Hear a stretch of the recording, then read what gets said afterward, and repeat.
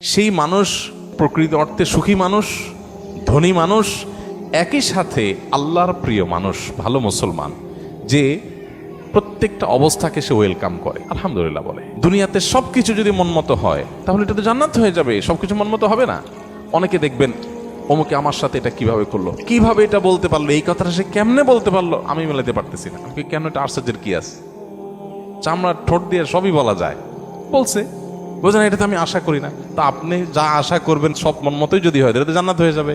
আপনার আশার বিপরীত কিছু হবে দেখেই তো দুনিয়া। না না, সে কিভাবে এটা আমারে বলতে পারলো, আমার মাথায় ধরতেছে না, কেমনে এটা বলতে পারলো। আরে কেমনে বলতে পারলো, আমি তো বলতে পারবো আপনাকে, কোনো ব্যাপার না তো। সবকিছুকে ইজিলি নেওয়া, এটা হলো মানুষের দুঃখ দুর্দশা দূরের প্রধান মাধ্যম, প্রধান উপায়। কোন প্রকার বিপদ আপদ হলে আমরা ধৈর্য ধারণ করতে পারি না। ভাই, সবরটা কখন করবেন? তাহলে আপনার মনের বিরুদ্ধে হবে, চাওয়ার বিরুদ্ধে হবে, আশা যা করছেন তার উল্টাটা হবে। আপনার সাথে পড়ালেখা করে অনেক ভালো আছে, আপনি সাথে থাকবেন না, এখানে তো সবর, এখানে তো সবরের প্রশ্ন আসবে। সবরটা কোথায় করবেন তাহলে? সবই যদি মনমতো হয়। বহু মানুষ আছে যে দুনিয়াতে তাদের সব কিছু চাই, সব কিছু চাই, বাস। আর অন্যের সাথে কম্পেয়ার করা এবং অন্যের কাছে আশা করা, সকল অশান্তির দুইটা মূল আছে। আরেকজনের সাথে নিজেকে তুলনা করা, আরেকটা হলো আরেকজনের কাছে কি করা, আশা করা। মানুষের কাছে এত বেশি আশা করা উচিত না।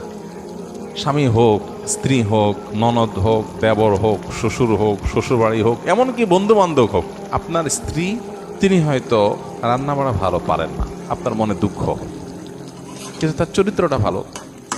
আরেকজনের বউ রান্নাটা মাশাআল্লাহ একের, কিন্তু চরিত্রটা 2 নম্বর।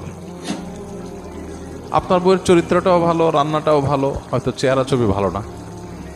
আরেকজনের বউর চেহারা ছবি অনেক সুন্দর, কিন্তু বড় বড় রোগ সে বহন করে বেড়াচ্ছে, লাখ লাখ টাকা যাচ্ছে, তার বাঁচা মরা মানে একটা ধোঁয়াশার মধ্যে আছে। আল্লাহ তাআলা আপনার স্ত্রীকে সুস্থ রেখেছেন। একইভাবে মেয়েরা যদি পুরুষদের দিকে তাকায়,